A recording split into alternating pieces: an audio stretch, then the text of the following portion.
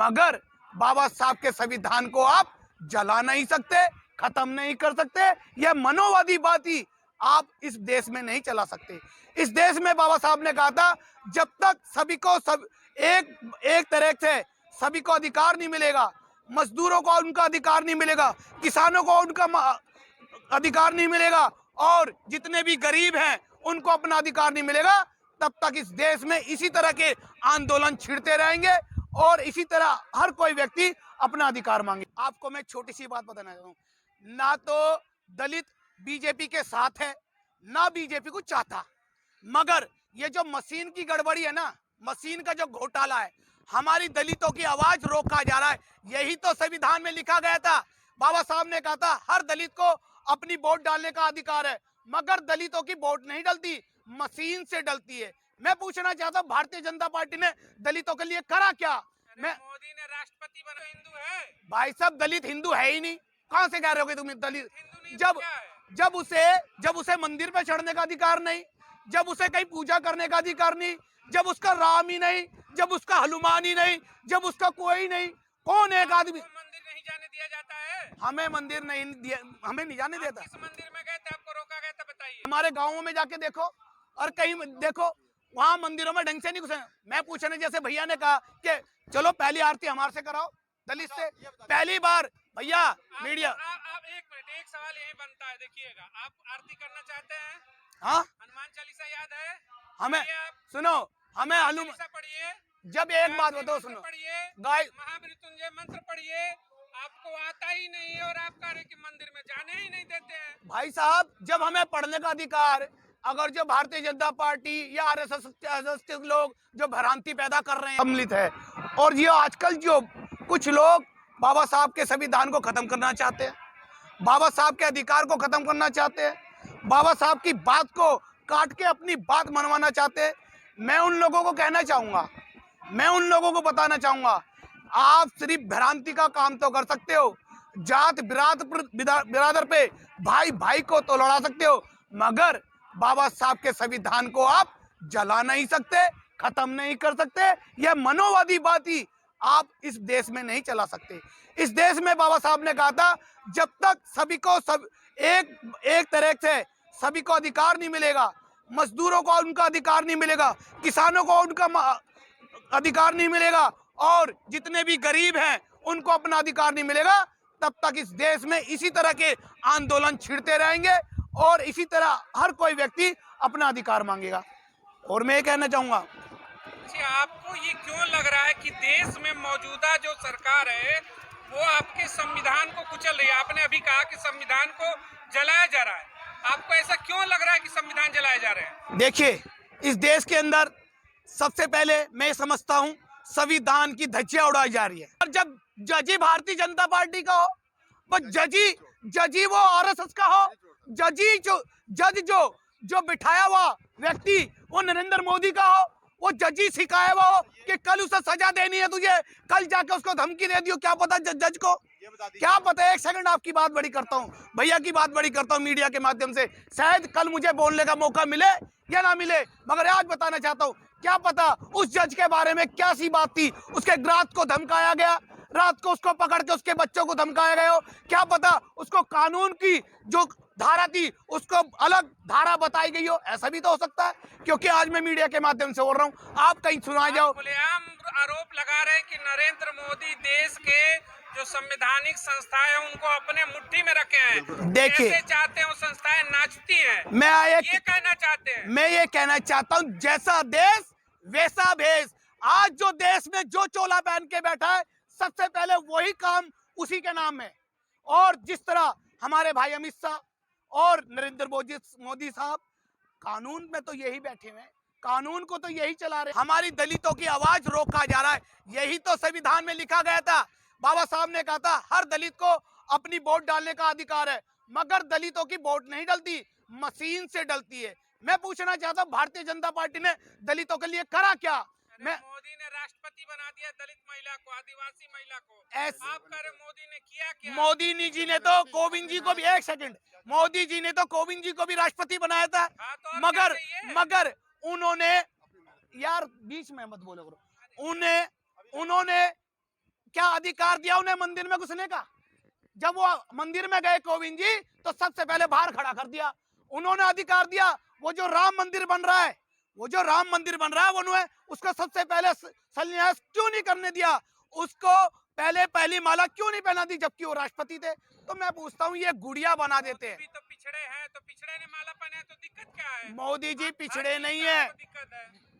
मोदी जी पिछड़े नहीं है, बिछड़े हुए हैं। मोदी जी बिछड़े हुए, इस देश से बिछड़े हुए हैं। वो कभी तो कहते हैं मैं चाय वाले का हूँ, कभी तो कहता है मैं किसी और का हूँ, कभी तो कहते हैं मेरी मातृभूमि कहीं और है। अरे भैया, दलितों का कौन है? दलितों का बाबा साहब अम्बेडकर साहब। अच्छा, और सही मायने में दलितों का, कौन है?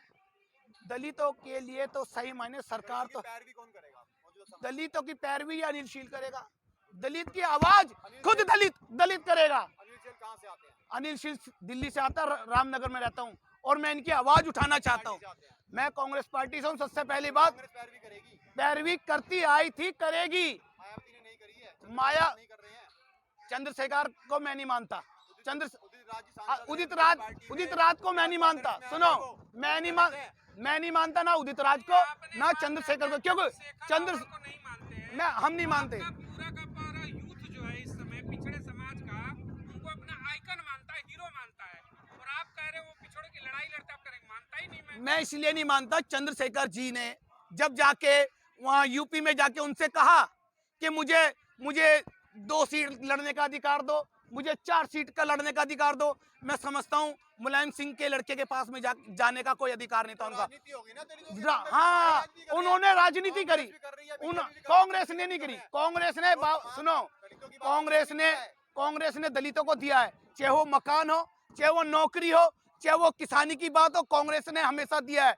आज बाबा साहब का नाम ले रहे हैं हम संविधान के नाम में, तो बाबा साहब को भी अधिकार कांग्रेस पार्टी ने दिया था। क्यों नहीं मिला है कांग्रेस? वोट आज वोट इसलिए नहीं मिलता क्योंकि चालाक चापलूसी लोग बैठ गए मशीन पर। मशीन का खटका जब दबेगा, जब भारतीय जनता पार्टी आएगी। अच्छा, मैं चाहता हूँ पहला ऐसा सिस्टम आ गया कि दलितों का जब दलित वोट माने जाएंगे तो वो मशीन पहचानने की ये दलित है, वोट जाएगा ही नहीं। जाएगा नहीं और जाती भी नहीं। मैं पूछना चाहता हूँ भारतीय जनता पार्टी ने दलितों के लिए करा क्या? और दूसरा एक और बात कहना चाहूंगा, मैं पूछना चाहूंगा भाई, अभी कहीं हमारी वोट डल रही है क्या नाम कांग्रेस पे या मायावती पे, जा रही है बीजेपी पे, इतना हिंदू कहां से आ गया? क्या इस देश में हिंदू है, सिकली है, ईसाई नहीं है? दलित भी तो हिंदू है भाई साहब, दलित हिंदू है ही नहीं। कहां से कह रहे हो तुम दलित? हिंदू नहीं, जब तो क्या है? जब उसे मंदिर पे चढ़ने का अधिकार नहीं, जब उसे कहीं पूजा करने का अधिकार नहीं, जब उसका राम ही नहीं, जब उसका हनुमान ही नहीं, जब उसका कोई नहीं, कौन एक आदमी? मंदिर नहीं जाने दिया जाता है? हमें मंदिर हमें नहीं जाने देता। किस मंदिर में गए थे, आपको रोका गया था, बताइए। ये तो हमारी समझ लो, हमारे 10-20 बताइए आपको किस मंदिर में गए थे, आप वहाँ पे रोका गया है? सुनो, दिल्ली में तो रोका जाता नहीं है क्योंकि दिल्ली में तो फिर आप नफरत फैला रहे हैं। सुनो, मगर आज भी हमारे गाँवों में जाके देखो और कहीं देखो, वहां मंदिरों में ढंग से नहीं घुसे। मैं पूछने जैसे भैया ने कहा कि चलो पहली आरती हमारे से कराओ, दलित से पहली बार। भैया मीडिया, आप एक मिनट, एक सवाल यही बनता है, देखिएगा, आप आरती करना चाहते हैं? हाँ, हनुमान चालीसा याद है? हमें आप सुनो, हमें चालीसा पढ़िए, जब एक बात बताओ, सुनो, पढ़िए, गाय महामृत्युंजय मंत्र पढ़िए।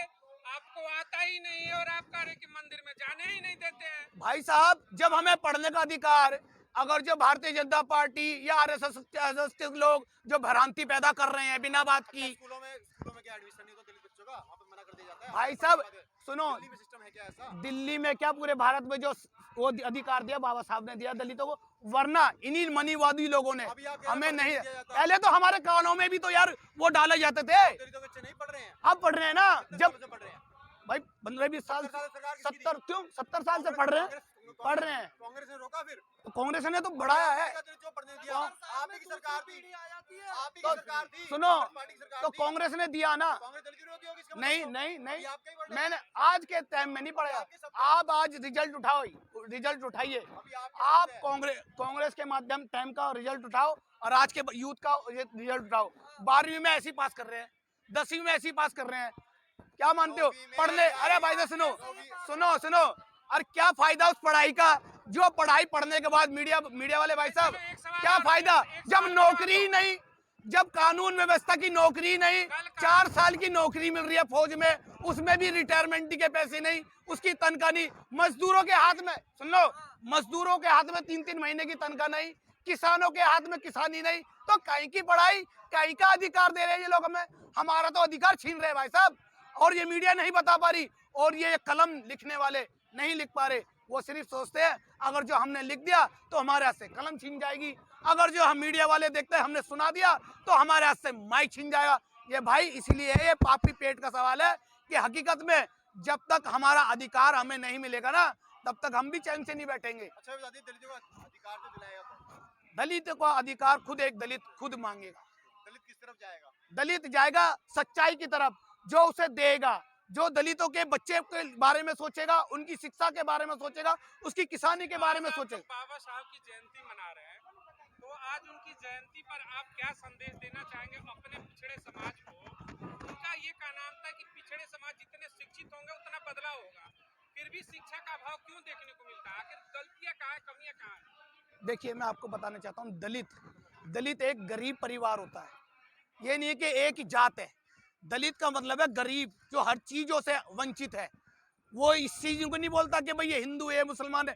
जो गरीब है वो दलित है। तो क्या कोई ब्राह्मण भी गरीब है तो उसे भी आप गरीब मानते हैं? अरे ये ब्राह्मण है, मुसलमान, ये सब है ना, ये भारतीय जनता पार्टी के गेम है, और ये आरएसएस के लोग हैं, ये भड़काने के बात है। हमारा काम है सभी को एक साथ लेके चलना।